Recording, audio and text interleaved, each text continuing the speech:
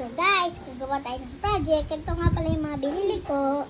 Glue para pandikit. At saka itong mga puno.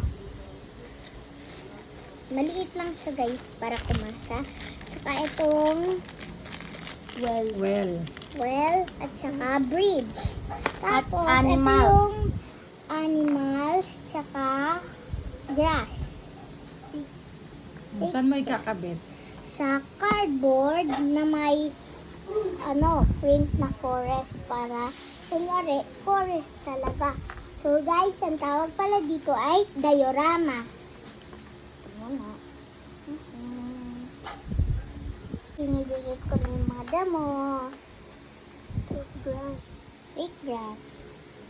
Iano mo. Kalat mo.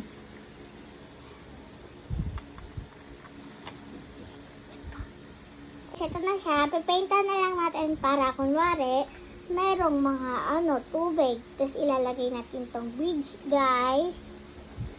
Tapos, ito namang well, ilalagay natin dito sa gilid. Sunod naman yung mga animals.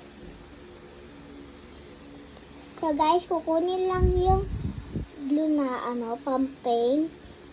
Ilalagay natin tong light blue.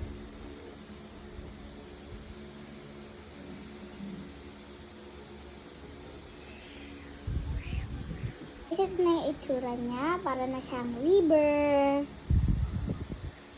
Yan guys. You spend more time.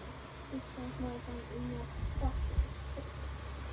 You spend more time in your focus.